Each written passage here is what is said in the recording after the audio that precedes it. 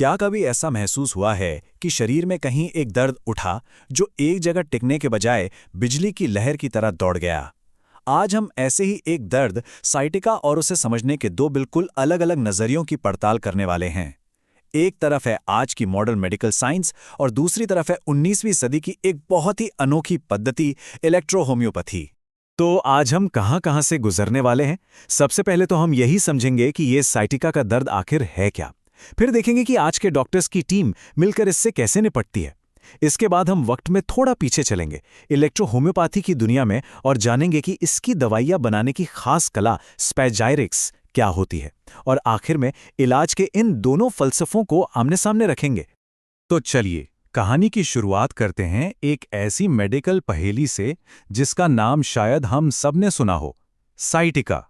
सबसे पहली बात, साइटिका अपने आप में कोई बीमारी नहीं है, ये तो बस एक लक्षण है। कह लीजिए एक अलार्म है जो बताता है कि हमारे शरीर की सबसे लंबी नस साइटिक नर्व कहीं ना कहीं किसी वजह से दबी हुई है या परेशान है। दर्द तो सिर्फ सिग्नल है, असली वजह कहीं और छिपी होती है। और पता है सबसे दिलचस्प बात क्या है कि ज्यादातर मामलों में मतलब लगभग 90% केसेस में इस दर्द की वजह एक ही होती है। हमारी रीढ़ की हड्डी के बीच की कोई डिस्क, जिसे हम कुशन भी कह सकते हैं, वो अपनी जगह से थोड़ी खिसक जाती है और पास से गुजर रही नस पर दबाव डालने लगती है। बस यहीं से दर्द का वो लंबा सफर शुरू हो जाता है। लेकिन हाँ, हमेशा डिस्क ही विलेन नहीं होती। कभी कभी हमारी रीढ़ की हड्डी की नलिका ही सिकुड़ जाती है या फिर कूल्हे की कोई मांसपेशी अकड़कर उस नस को दबा लेती है। वजह कोई भी हो, नतीजा एक ही होता है, एक दबी हुई परेशान साइटिक नर्व। तो ठीक है, प्रॉब्लम तो समझ आ गई, पर मॉडर्न मेडिसिन इस दबी हुई नस का इलाज कैसे करती है? इसका जवाब किसी एक डॉक्टर के पास नहीं है। असल में सबसे अच्छे नतीजों के लिए एक पूरी की पूरी टीम मिलकर काम करती है। ये एक जुगलबंदी की तरह है, जहां हर एक्सपर्ट की अपनी एक खास भूमिका होती है। किसी एक तरीके से इलाज करने के बजाय कई मोर्चों पर एक साथ काम किया जाता है। तो इस टीम में कौन कौन है? देखिए, न्यूरोलॉजिस्ट हैं जो दवा से दर्द को मैनेज करते हैं। अगर जरूरत पड़े तो न्यूरोसर्जन ऑपरेशन करके नस पर से दबाव हटाते हैं। फिर आते हैं फिजिकल थेरेपिस्ट, जो एक्सरसाइज के जरिए शरीर को फिर से मजबूत बनाते हैं। और ऑक्यूपेशनल थेरेपिस्ट भी होते हैं जो रोजमर्रा के कामों को आसान बनाने में मदद करते हैं। लेकिन यहां एक बहुत बड़ा सवाल उठता है, क्या दर्द की वजह हमेशा यही एक दबी हुई नस ही हो सकती है? और ये सवाल हमें एक बिल्कुल ही अलग दुनिया के दरवाजे पर ले आता है। अब हम रुख करते हैं 19वीं सदी के इटली की तरफ। यहाँ एक ऐसी मेडिकल फिलॉसफी ने जन्म लिया जो शरीर को सिर्फ हड्डियों और नसों के एक ढांचे की तरह नहीं देखती।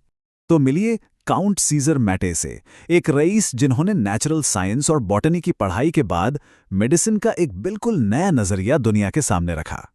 उनका मानना था कि कुदरत में यानी पौधों में ही हर बीमारी का इलाज छिपा हुआ है। और यहीं पर उनकी सोच मॉडर्न मेडिसिन से पूरी तरह अलग हो जाती है।